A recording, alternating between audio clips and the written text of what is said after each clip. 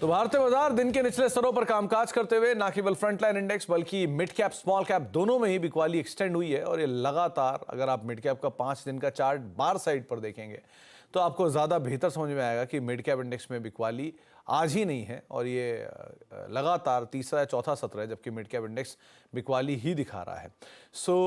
एक प्रेशर के साथ आप समझिए कि 50,000 के ऊपर मिड कैप इंडेक्स था कुछ दिन पहले और अब वो तीसरा दिन लगातार आज आपकी स्क्रीन पर ये जबकि 49,400 आ चुका है। तो 700 अंकों के आसपास का जो फॉल है मिड कैप इंडेक्स ऑलरेडी दिखा चुका है। लाइकवाइज आप स्मॉल कैप इंडेक्स भी इसी चार्ट की तरह जरिए लेकर आइए क्योंकि 7 दिनों में मिड कैप इंडेक्स वैसे 1.5% है, आज में 2.5% है। स्मॉल कैप इंडेक्स तो लगातार छठा दिन है जबकि प्रेशर दिखा रहा है और स्लोली एंड स्टेडली वे में स्मॉल कैप के अंदर बिकवाली आ रही है। 4% के आसपास wipe out small cap index हो ही चुका है। तो 17,000 के ऊपर एक इंडेक्स कामकाज करता था, वो 1000 अंकों के आसपास का डिप ऊपरी स्तरों से ऑलरेडी दिखा चुका है। तो बाजार में एक अच्छी खासी बिकवाली ब्रॉडर मार्केट्स के अंदर जरूर देखने को मिल रही है। एलकेपी सिक्योरिटीज के रूपक डे हमारे साथ मौजूद है बातचीत करने के लिए। रूपक नमस्कार, स्वागत है कार्यक्रम में। मार्केट्स के ऊपर पहले आपका एक व्यू चाहूंगा क्योंकि बाजार में आज बिकवाली है और 22,300 जो क्रूशियल जोन है उसके नीचे अभी इंडेक्स कामकाज कर रहा है। आप कैसे रीड कर रहे हो बाजार को? नमस्कार सुमित जी। बाजार क्लियरली नेगेटिव सेंटिमेंट है मार्केट में। 22,500 के नीचे सस्टेन कर गए निफ्टी, तो ऑब्वियसली बियर्स कंट्रोल कर रहे हैं मार्केट को। नीचे इमीडिएट सपोर्ट दिख रहे हैं 22,150 में। 22,150 टूटा तो और शार्प करेक्शन आ सकता है जो कि निफ्टी को 21,800 तक लेके जा सकता है। हायर एंड में 22,500 का रेजिस्टेंस रहेगा शॉर्ट टर्म के लिए। जब तक उसके नीचे रहेगा सेल ऑन रैली रहेगा मार्केट। बैंक निफ्टी का लेवल रहेगा 49,500। 49,500 के नीचे जब तक रहेगा, सॉरी 49,000, जब तक 49,000 के नीचे रहेगा तब तक सेल ऑन रैली रहेगा। स्ट्रॉन्ग कॉल राइटिंग है 49,000 पे। तो ओवरऑल सेंटिमेंट नेगेटिव रहेगा निफ्टी बैंक निफ्टी में। इवन ब्रॉडर मार्केट में हम लोग देखें कि सेलिंग प्रेशर है। तो ब्रॉडर मार्केट्स के अंदर भी आपको सेल ऑफ दिखाई पड़ रहा है। रूपा, कुछ स्टॉक्स इनके ऊपर आपकी नजर है? दोनों स्टॉक की सेल कॉल रहेगा। पहला कॉल रहेगा रियलिटी सेक्टर से। रियलिटी सेक्टर में सेलिंग प्रेशर है तो ओवरऑल रियलिटी में सेल कॉल रहेगा। ऑन द लोअर एंड मुझे लगता है कि 1400 तक जा सकता है यहाँ से और ऊपर में एक स्टॉप लॉस मेंटेन करना होगा 1476 पे। तो ओवरऑल सेंटिमेंट रियलिटी का वीक है और ओवरऑल रियलिटी में देखा गया है लोअर टॉप बनाया और करेक्शन जारी रहेगा शॉर्ट टर्म में। दूसरा कॉल रहेगा जीपीपीएल। इसमें भी लोअर टॉप फॉर्मेशन है डेली चार्ट पे और इंपॉर्टेंट मूविंग एवरेज के नीचे ट्रेडिंग कर रहा है। तो इसमें करेक्शन जो है ये 190 तक लेके जाएगा स्टॉक को और स्टॉप लॉस रखना होगा 204 पे। गोदरेज ओबरॉय रियल्टी करीब 1400 रुपए के टारगेट्स के लिए पहले आप बिकवाली करेंगे। 1476 के एक स्टॉप लॉस था। थोड़ी देर पहले ये शिल्पा मैम ने भी बिकवाली करे चलने की राय यहाँ पर दी थी ओबरॉय रियल्टी के अंदर। और लाइकवाइज जीपीपीएल दूसरा नाम है जहाँ पर आप फर्दर सेल ऑफ और उम्मीद लगाकर चल सकते हैं। आगे भी हम गुजरात पीपावाव, उसमें भी करीब ये गुजरात पीपावाव की बात की आपने रूपा, किया गोदरेज प्रॉपर्टीज की? आई थिंक गुजरात पीपावाव ही बोला आपने। हाँ जी, हाँ जी, तो 190 रुपए के टारगेट्स के लिए आप बिकवाली करेंगे। 204 रुपए का स्टॉप लॉस यहाँ पर मेंटेन करेंगे। आगे भी हम रूपक से बातचीत जारी रखेंगे लेकिन पहले कुछ मिड कैप के स्टॉक्स के ऊपर नजर डालते हैं। मिड कैप इंडेक्स जो कि दिन के निचले स्तरों पर है, 1300 अंकों के आसपास का फॉल यहाँ पर आ चुका है। डे लो पर बातचीत करते हुए, डे लो पे सोफार कामकाज करते हुए एक बार नजर डाल लेते हैं कौन कौन से गेनर्स लूजर्स हैं, किस तरह की सिचुएशन है। आज प्रेशर मिड कैप में आपको दिखाई पड़ेगा पीएसयू बैंक्स के अंदर। ये लगातार तीसरा दिन है शायद जब पीएसयू बैंक्स में प्रेशर है। तो PNB, bank of India, IDBI bank, UCO bank, इन सब में एक अच्छी खासी सेल ऑफ है। 4.5-5% टूट चुके हैं। मेटल शेयरों में सेल करीब 4.5% नीचे, हिंदुस्तान जिंक 6% नीचे, वेदांता 4% नीचे और नाल्को करीब 5% के आसपास बिकवाली यहाँ पर आ चुकी है। रियल्टी में प्रेस्टीज एस्टेट 7% नीचे, डीएलएफ करीब 5% नीचे, कोल्टे पाटिल जो कि 4.5% टूट चुका है, डीबी रियल्टी 4.5% बिकवाली यहाँ पर भी आ चुकी है। इसके अलावा स्ट्राइड्स फार्मा 6.5% टूट चुका, औरबिंदो फार्मा 5.5% नीचे है, जायडस लाइफ करीब 5% नीचे और इप्का लैब 4.5% बिकवाली यहाँ पर भी है। फार्मा में आज यहाँ प्रेशर है। आज दिन है एफएमसीजी का, तो मैरिको में खरीदारी 10% की तेजी, इमामी 4% ऊपर, डाबर 6.5% ऊपर और गोदरेज कंज्यूमर 7.5% की बढ़िया तेजी यहाँ पर बनते हुए दिखाई पड़ रही है। एक अच्छी बात, एक अच्छा अप मूव यहाँ पर है। मिड कैप के चढ़ने वाले शेयरों में सेंचुरी एनका 6% ऊपर है, नवनीत एजुकेशन 4% ऊपर, अरविंद 4% ऊपर। कल के फॉल के बाद सीजी पावर आज फिर 3.5% ऊपर कामकाज करता दिखाई पड़ रहा है। मिड कैप के गिरने वाले शेयरों में एसआरएफ नंबर से पहले 6% नीचे है, यस बैंक 5.5% नीचे, एमआरपीएल करीब 5.5% नीचे और सीईएससी में भी 5-5.5% बिकवाली है। रूपक, एफएमसीजी में से कोई नाम आप जिस पे बेट करना चाह रहे हो? एफएमसीजी में मुझे अच्छा लग रहा है ब्रिटानिया। ओवरऑल सारे स्टॉक से मोटा-मोटी अच्छा लग रहा है, बट ब्रिटानिया में लगातार 2 दिन स्ट्रॉन्ग बाइंग देखने को मिला आफ्टर ए डाउनवर्ड्स कंसोलिडेशन। और प्रीवियस जो एक लंबा डाउनवर्ड कंसोलिडेशन था डेली चार्ट में, उसका भी ब्रेकआउट दिया। तो मेरे ख्याल से इमीडिएट जो स्विंग हाई दिख रहा है अराउंड 5400, उसके ऊपर भी जाना चाहिए वेरी शॉर्ट टर्म में। और नीचे एक 5040 का स्टॉप लॉस रखना होगा। जब तक 5040 के ऊपर है तब तक स्ट्रॉन्ग स्ट्रेंथ बना रहेगा। तो 5040 जब तक होल्ड कर रहा है तब तक शायद स्ट्रेंथ इसके अंदर बरकरार रहेगी। कुछ और खबरों का रुख कर लेते हैं, जहां पे भारतीय शेयर बाजार रेगुलेटर सेबी ने बाजार के समय बढ़ाने के प्रस्ताव को खारिज कर दिया है। नेशनल स्टॉक एक्सचेंज के मैनेजिंग डायरेक्टर और सीईओ आशीष कुमार चौहान ने इस बारे में जानकारी देते हुए कहा कि सेबी ने एक्सचेंजों की ओर से ट्रेडिंग समय बढ़ाने के प्रस्ताव को खारिज कर दिया है। एनालिस्ट कॉल के दौरान आशीष चौहान ने इस बारे में जानकारी दी। So currently there is no plan to increase the timings, as SEBI has returned back the application which we had provided, because the stockbroker seem to have not given the feedback that SEBI wanted. So as of now, the extended time frame is shelled. और सेबी ने trading का समय नहीं बढ़ाने के फैसले का enemy ने भी स्वागत किया है। सीएनबीसी आवास एक्सक्लूसिव बातचीत में एनमी के प्रेसिडेंट विनोद गोयल ने कहा कि शायद इंफ्रा पूरी तरह तैयार नहीं होने के चलते सेबी ने फैसला लिया है। हम हर समय सेबी के साथ ही खड़े हैं। सेबी ने कारण बताया है कि अभी इसका एक्सटेंशन नहीं कर रहे हैं, उसमें डिटेल में मैं नहीं गया हूं, लेकिन हमारे एसोसिएशन में जो हमने उस समय एक व्यू लिया था एक्सटेंशन का, वो हम लोगों ने सारे आपस में सलाह करके किया था, क्योंकि वो खाली इंडेक्स फ्यूचर के लिए हो रहा था। अब ये आया है सेबी का कि भाई अभी टाइम राइट नहीं है, यानी उनको ये समझ में आया होगा कि भाई वो इंफ्रास्ट्रक्चर वगैरह अभी हमारा पूरा इन प्लेस नहीं है और वो टाइम राइट नहीं है, तो हमें ये भी स्वीकार है, हमें कोई दिक्कत नहीं है। तो आज सुबह ये जो अहम खबर आई उसके ऊपर तमाम डिटेल्स आप सुन रहे थे, तो इन पे तो हम आगे बातचीत करेंगे ही, लेकिन अब हमारे साथ एक और खास मेहमान मौजूद हैं। चौथी तिमाही में मुथूट माइक्रो फाइनेंस के नतीजे अच्छे रहे हैं। कंपनी की नेट इंटरेस्ट इनकम करीब 49% और मुनाफा 27% बढ़ा है। सालाना और तिमाही आधार पर एनआईएम ग्रोथ भी बढ़िया रही है। Q4 नंबर्स पर और ग्रोथ आउटलुक पर बातचीत करने के लिए हमारे साथ मुथूट माइक्रो फाइनेंस के सीईओ सदफ सईद सर हमारे साथ मौजूद भी हैं। सदफ सर नमस्कार, स्वागत है कार्यक्रम में। एक अच्छे नंबर्स इस तिमाही के अंदर पोस्ट होते हुए दिखाई पड़े हैं, सिचुएशंस पिकअप हो रही हैं और खास तौर से डिसबर्समेंट है उनके नंबर्स में भी एक इंप्रूवमेंट आता हुआ दिखाई पड़ा है। तो पहले तो मैं की हाईलाइट ही जानना चाहूँगा इस क्वार्टर के नंबर्स में क्या काम करके गया कंपनी के लिए, और गोइंग फॉरवर्ड क्या आउटलुक लेकर आप चल रहे हो? धन्यवाद सुमित जी, मुझे यहाँ पे बुलाने के लिए और अवसर देने के लिए। ये गया साल FY24 मुथूट माइक्रोफाइन के लिए बहुत ही अच्छा साल था, एक लैंडमार्क ईयर था।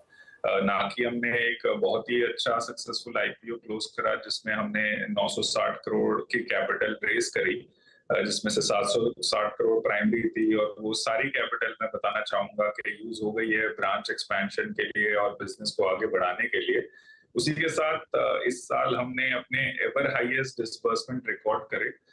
10,666 करोड़ के डिसबर्समेंट हमने एक सिंगल साल में करे, जो कि सबसे हाईएस्ट डिसबर्समेंट है in a single year in history of Muthoot Microfin. और उसी के साथ हमने ever highest number of branches भी ऐड करे, हमने 336 ब्रांच एक साल में ऐड करे। उसके साथ ही हमारा ब्रांच काउंट 1508 ब्रांचे हो गया है। हम आज के दिन में 19 स्टेट में ऑपरेट करते हैं।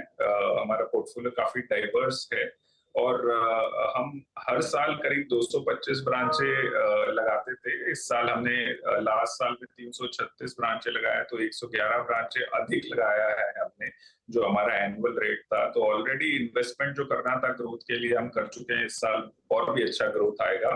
और लास्ट ईयर हमने हाईएस्ट एवर प्रॉफिट रिकॉर्ड करा है इन history of Muthoot microfine, 449 crore का प्रॉफिट, जो कि लाइन में है हमारी प्रोजेक्शन से। हमने प्रोजेक्ट करा था 450 करोड़ का प्रॉफिट।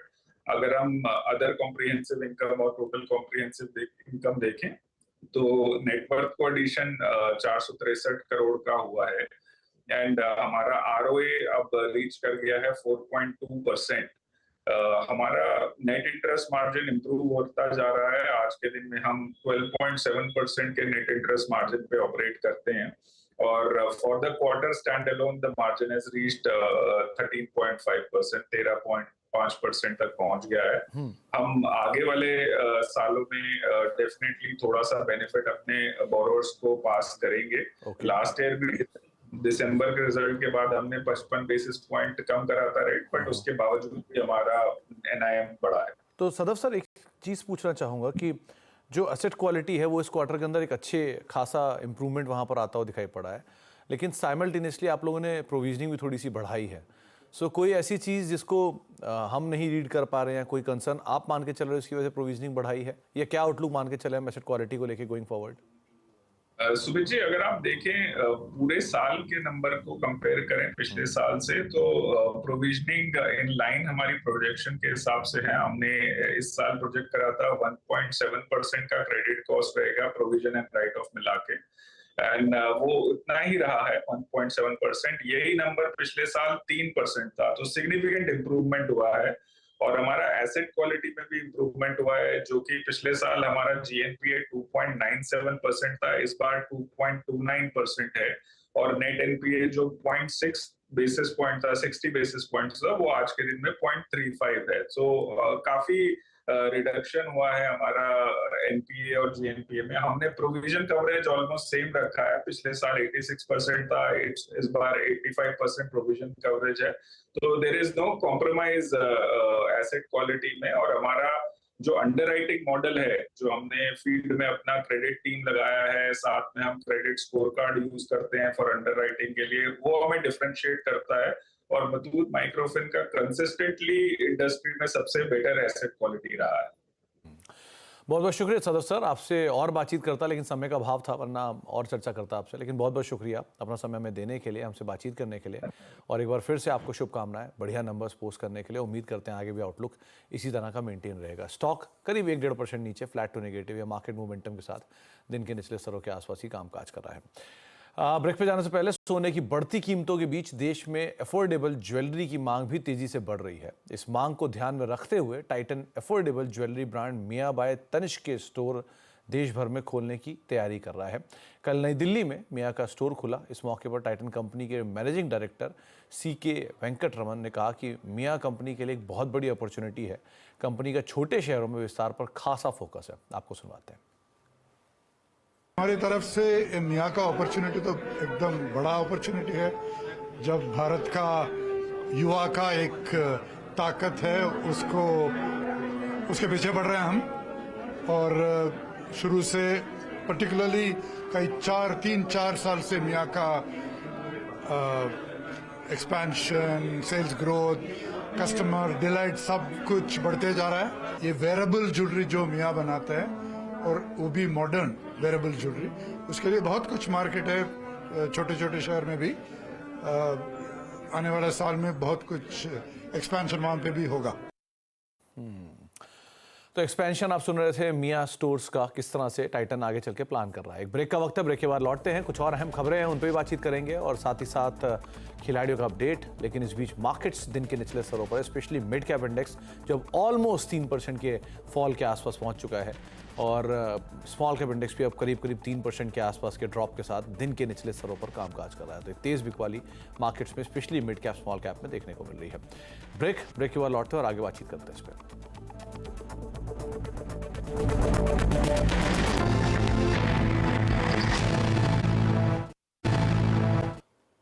अब देख रहे हैं मिड कैप मंत्रा, और 200 अंकों की गिरावट अब निफ्टी के अंदर आ चुकी है। डे लो पर निफ्टी सो फार ट्रेड कर रहा है। निफ्टी में डे लो, सेंसेक्स डे लो, निफ्टी बैंक डे लो, और बिकवाली है मिड कैप स्मॉल कैप में। BSE में एक समय पर 1200 शेयर तेजी में थे, अब वो घट के 900 शेयर रह गए हैं, जो कि एडवांसेस में है। Mid cap index exactly day लो पर है, 2.5% का फॉल यहाँ पर।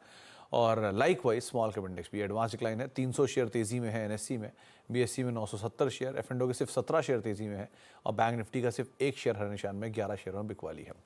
लेकिन गुजरात समेत देश के दूसरे हिस्सों में आज तीसरे चरण का मतदान चल रहा है, जिसमें खासों आम बढ़ चढ़कर हिस्सा ले रहे हैं। निर्मा के फाउंडर करसन भाई पटेल ने भी अहमदाबाद मतदान किया। इस मौके पर हमारे संवाददाता केतन जोशी से खास बातचीत में करसन भाई पटेल ने कहा कि आने वाले दिनों में भारत तेजी से ग्रोथ करेगा। हालांकि उन्होंने एआई से बेरोजगारी बढ़ने की चिंताओं पर भी ध्यान देने की बात की।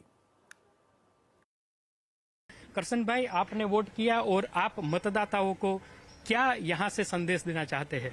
ये दुनिया की सबसे बड़ी लोकशाही तंत्र का देश है। यही पर्व में हम सबको वोट करना ही चाहिए। अगले 5 साल में एक वोटर के नाते आप भारत को कहाँ देख रहे हैं, और अब हम जिस दिशा में आगे बढ़ रहे हैं, एक बड़े उद्योगपति के नाते आपके क्या सपने हैं? अब देखिए, जो हिसाब से अभी जो ग्रोथ हो रहा है और अपना कंट्री का जो वैल्यू पूरे वर्ल्ड में बढ़ रहा है, वो हिसाब से मैं आशा करता हूँ कि हमारा देश खूब आगे बढ़ेगा। और जो हमारे जनसंख्या जो है, अगर हम उसको बाहर जाते अटका सकते हैं तो उससे जो ब्रेन है, वो ब्रेन जो हमारा इधर से चला जाता है वो देश में रहेगा। तो वो ब्रेन का अगर आप उपयोग कर सकते हैं तो वर्ल्ड में आप नंबर 1 बन सकते हैं। सर, एक आखिरी सवाल, इंडस्ट्री पॉइंट ऑफ व्यू से पिछले 10 साल कैसे रहे, अगले 5 साल कैसे रहेंगे, और जो FDI है उसका फ्लो भारत में किस तेजी से आने की आप देख रहे हैं? इंडस्ट्री तो ऐसे भी बढ़ रही है, लेकिन जो IT सेक्टर है और जो आर्टिफिशियल इंटेलिजेंस है, वो हिसाब से वो इंडस्ट्री ज़्यादा बढ़ेगी। और उसके जो उसका खतरा भी है, वो इंडस्ट्री जैसे जैसे ज़्यादा बढ़ेगी वैसे वैसे अपना जो वर्क फोर्स है वो कम होता जाएगा। तो बेकारी वो हिसाब से थोड़ी और बढ़ सकती है। तो उसको इतना बढ़ावा नहीं चाहना चाहिए कि जो हमारा युवा धन है उसको बर्बाद करें। अब नजर डाल लेते हैं खिलाड़ियों के अपडेट पर। इस हफ्ते जो मुकाबला है वो 3 हफ्ते के विजेताओं के बीच में है, और जो सिचुएशंस है वो भी भाई देख लीजिए किस तरह की है। अब तक रिटर्न के लिहाज से सोनी पटनायक सो फार लीड कर रही है 2.5% के पॉजिटिव रिटर्न के साथ। 1% का नेगेटिव रिटर्न है प्रदीप चंदानी का, और 5% का नेगेटिव रिटर्न है अरुण मंत्री का। लेकिन मार्केट्स में भी मेगा फॉल है, तो मतलब मिड कैप स्मॉल कैप में, सो उस हिसाब से भी यहाँ पर रिटर्न्स नेगेटिव में जाते हुए दिखाई पड़ रहे हैं। ब्रेक का वक्त है, और ब्रेक के उस पार आप आज मैनेजमेंट देखेंगे हैप्पीएस्ट माइंड की। नंबर्स आए और नंबर्स के बाद किस तरह की सिचुएशंस है उस पर बातचीत करेंगे हैप्पीएस्ट माइंड की मैनेजमेंट से। साथ ही साथ ग्रोथ आउटलुक, AI और बहुत सारे टॉपिक्स हैं जिनके ऊपर चर्चा होगी। छोटे से ब्रेक के उस पार फिलहाल इतना ही। नमस्कार।